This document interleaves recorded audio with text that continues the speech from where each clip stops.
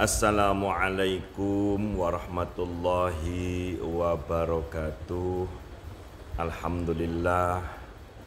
Allahumma salli ala sayyidina Muhammadin wa alihi wa sahbihi ajma'in, amma ba'd. Saya Syarifuddin Tegal. Hari ini tanggal 30 Mei tahun 2024. Di pagi yang cerah ini saya ada di wilayah daerah Banten, mencoba ingin meluruskan atau semacam menjelaskan terkait fatwa atau bisa jadi ungkapan, uraian, ucapan dari yang kami muliakan Rois Am, pengurus besar Nahdlatul Ulama Kiai Haji Miftahul Akhyar, di mana beliau pada suatu kesempatan di acara di daerah Gresik menyatakan bahwa orang yang membatalkan nasab Habib, orang yang membatalkan nasab Bahlawi, yakni batal bukan sebagai dzurriyyah Nabi, bukan sebagai keturunan Nabi Muhammad sallallahu alaihi wasallam, yakni Kiai Haji Imaduddin dan beberapa kiai yang lain seperti juga Kiai Haji Abbas Buntet, Kiai Haji Nur Ikhya, ahli filologi Profesor Manaham Ali, kemudian Kiai Yusuf Mubarak, dan beberapa kiai ulama yang lain yang meyakini sampai dengan hari ini bahwa Habib Bahlawi itu nasabnya batilun munqati'un, tidak tersambung kepada Rasulullah Shallallahu Alaihi Wasallam, di mana Rois Am PBNU, dan saya harap ini adalah sabku lisan, kepleset lisan karena mungkin panggung dan lain sebagainya. Beliau menyatakan bahwa kelompok pembatal nasab dihukumi khawarij, kelompok pembatal nasab dihukumi orang Wahabi ataupun Syiah. Ngapunten Kiai Miftah, ngapunten. Kulo niku tiyang Tegal. Saya ini orang Tegal, pernah jadi pengurus IPNU, pernah jadi pengurus NU, dan juga baru kemarin saya pernah di Ansor mulai dari tingkat ranting, anak cabang 2 periode, pengurus wilayah Gerakan Pemuda Ansor Jawa Tengah, dan juga menjadi salah satu pengurus pusat Gerakan Pemuda Ansor di zaman Gus Yakut Khalil Kaumas. Maksud saya begini Kiai, saya berharap panjenengan lebih bijak, lebih arif.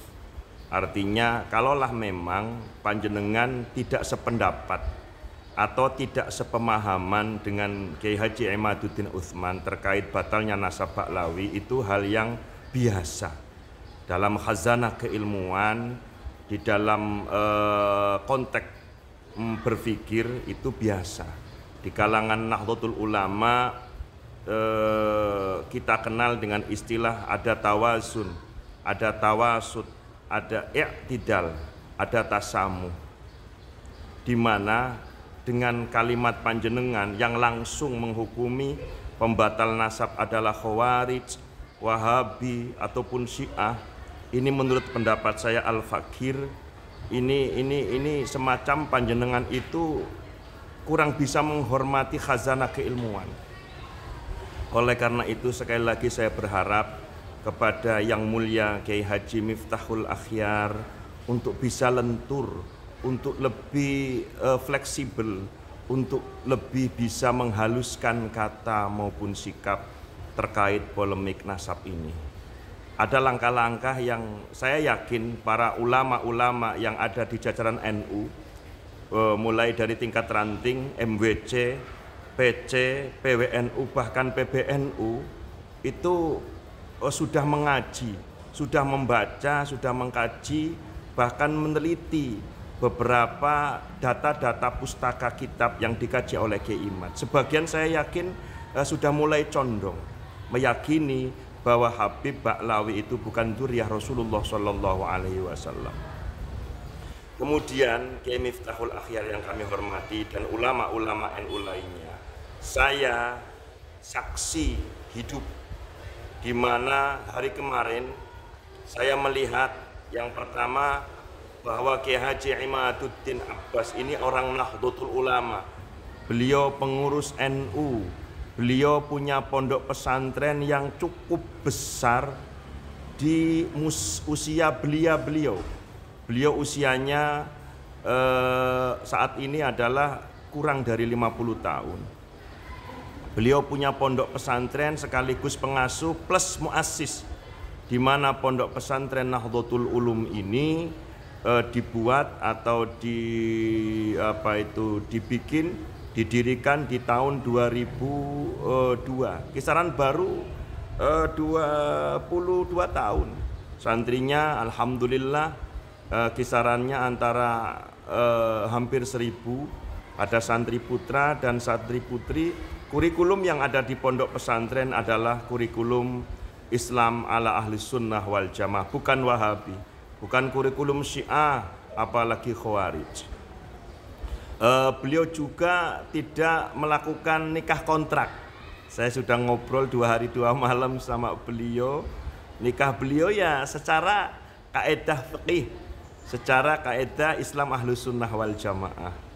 Beliau juga ketika membaca sholawat Kiai Haji Imaduddin itu ya lengkap, Allahumma sholli ala sayyidina Muhammad wa alihi wa sahbihi, menyebut wa sahbi, di mana kebiasaan orang-orang Syiah itu kalau bersolawat hanya pada tataran Allahumma sholli ala sayyidina Muhammad wa alihi tanpa menyebut wa sahbi. Sementara Kiai Imad saya langsung melihat dan menyaksikan, mendengarkan, beliau tetap menggunakan wa sahbihi. Artinya tuduhan kepada Kiai Imad Syiah itu batal. Kemudian kalau itu dianggap Wahabi itu juga batal. Karena hari kemarin tanggal 29 Mei saya mendampingi beliau untuk ziarah di makom kasepuhan di daerah Banten ini, yakni Syekh Hasan Basri dan kemudian Syekh Ciliwulung. Beliau bersama saya, bersama istri beliau, kita melakukan tahlilan, kita ziarah kubur. Artinya Kiai Haji Imaduddin Utsman ini bukan Wahabi, bukan Syiah, apalagi Khawarij. Sekali lagi, tuduhan Khawarij untuk Kiai Haji Imaduddin, Wahabi dan Syiah itu tidak beralasan, tanpa bukti.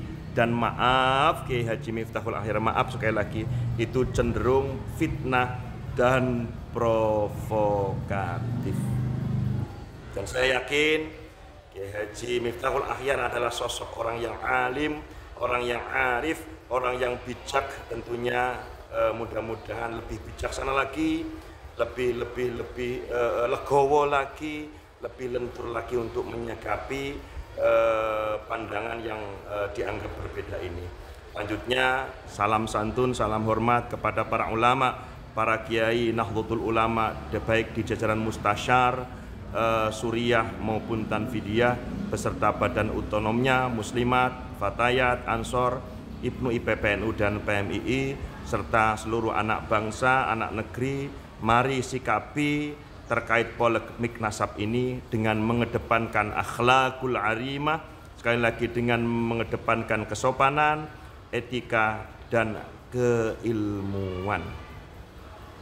Mari kita menstandarkan semuanya kepada salah satu ucapan Arab yang berbunyi ikhtilafi ummati rahmatun, dan ini diyakini sebagai hadis Nabi Muhammad SAW. Artinya perbedaan di umatku adalah merupakan rahmat.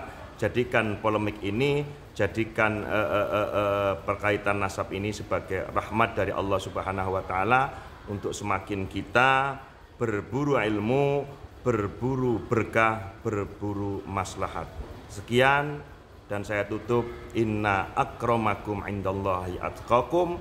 Titik sentralnya adalah bahwa kemuliaan ada pada nilai-nilai ketakwaannya. Saya yakin banget seluruh komponen anak bangsa, seluruh orang-orang Indonesia menginginkan kesetaraan hak yang sama sebagai anak Indonesia, di mata hukum sama, tidak ada perbedaan antara suku tertentu dengan suku yang lain, antara ras tertentu dengan ras yang lain, antara kampung daerah tertentu dengan daerah yang lain, merasa lebih mulia sehingga dibolehkan untuk menghinakan kelompok ras suku daerah yang lain. Salam NKRI, NKRI harga mati, NKRI harga diri. Salam Indonesia merdeka, merdeka, merdeka. Allahumma salli ala Sayyidina wa Maulana Muhammad.